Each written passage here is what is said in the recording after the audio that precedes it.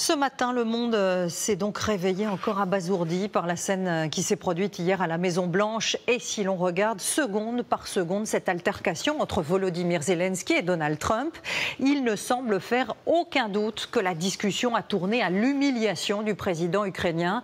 Ce clash était-il voulu par l'administration américaine pour justifier un futur retrait des États-Unis? Là est toute la question. Ignacio Bornassin et Ariel Camus. Une rencontre pour la paix qui vire au fiasco. Comme le veut la coutume, Volodymyr Zelensky est reçu par Donald Trump en présence de son vice-président. Mais très vite, le président ukrainien est pris pour cible par un journaliste. Pourquoi vous ne portez pas de costume? Rire dans la salle. Volodymyr Zelensky est stupéfait mais reste calme. Il s'autorise même une pointe d'humour. Je porterai un costume quand la guerre sera terminée. On verra.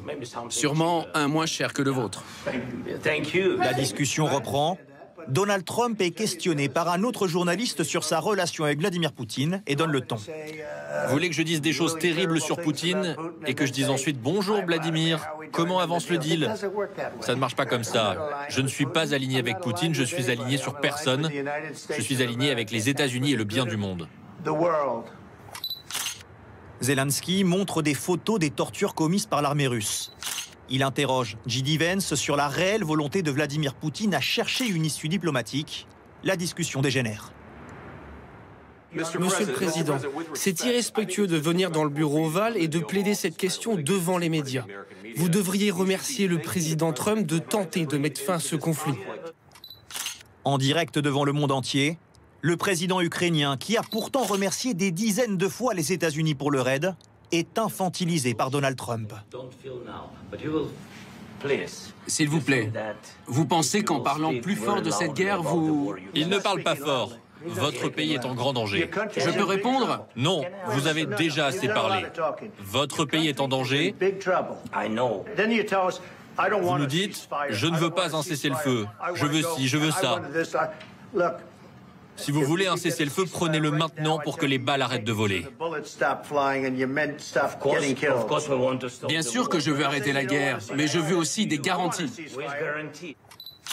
Volodymyr Zelensky reste digne, mais sans voix. Dans la salle, l'ambassadrice d'Ukraine aux États-Unis n'en revient pas. Donald Trump met fin à la réunion. Bon, je crois que nous en avons vu assez. Vous ne croyez pas? Ça va faire de la super télévision, j'en suis sûr. Cette discussion houleuse aura-t-elle des conséquences sur l'accord de paix? Le dîner et la conférence de presse prévus ont été annulés à la demande de Donald Trump. Dans une interview hier soir, Zelensky a cherché à garder un lien avec les États-Unis et Donald Trump. J'ai toujours tenu à remercier le peuple américain. Et bien sûr, aussi le président et le Congrès. Donald Trump, lui, a invité Volodymyr Zelensky à revenir parler lorsqu'il sera prêt, je cite, « à faire la paix ». Et vous venez de l'entendre, après cet échange plus que tendu, la visite de Volodymyr Zelensky a été écourtée. Donald Trump, lui, est rapidement parti en Floride, dans sa résidence de week-end de Mar-a-Lago. Bonjour Axel, comment les Américains réagissent-ils ce matin à ce qui s'est passé hier? Et les États-Unis vont-ils suspendre l'aide militaire à l'Ukraine? Vous savez, Donald Trump s'est félicité d'avoir replacé l'Amérique d'abord selon son célèbre slogan avec ce coup de force hier contre Volodymyr Zelensky. Et ça, vous savez, ça parle à une partie de sa base électorale. Une partie de l'Amérique qui se voit frappée de plein fouet par l'inflation et qui ne comprend pas que le pays continue à envoyer des milliards à un pays lointain pour une guerre qui ne le concerne pas. Mais une autre partie du pays, y compris d'anciens soutiens de Donald Trump, reste abasourdie par ce qui s'est passé dans le bureau ovale et par le fait de voir Washington désormais aligné avec Moscou et Vladimir Poutine. Alors pour autant, l'aide à l'Ukraine n'est pas encore remise en cause, mais clairement ce que veut Donald Trump avant tout, avant même de faire la paix, c'est de voir, d'obtenir l'exploitation des ressources naturelles ukrainiennes. Et c'est vrai qu'officiellement, il n'a pas fermé la porte aux négociations avec l'Ukraine, mais clairement hier, il ne les a pas facilitées.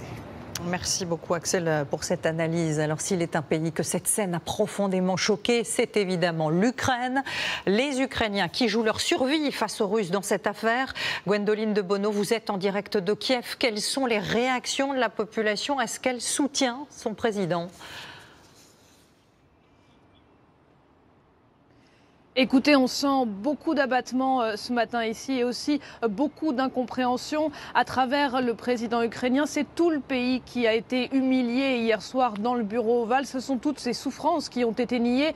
Voilà ce que nous disait une habitante de Kiev ce matin. Alors le pays fait bloc derrière Volodymyr Zelensky. Nous devons rester unis. Ça, c'est une phrase que l'on entend beaucoup aujourd'hui. Au-delà de la sidération, il y a évidemment beaucoup d'inquiétudes. Que va-t-il se passer maintenant ? Est-ce que les États-Unis vont couper l'aide qu'ils fournissent à l'Ukraine, à la fois en termes d'équipement, mais surtout en termes de renseignement? Cela pèse sur le moral, nous disait ce matin un soldat déployé sur le front de l'Est, encore sidéré de voir l'allié américain s'aligner sur les intérêts du Kremlin. Merci beaucoup, Gwendoline. Ce qui est sûr, c'est que les mots, le ton employé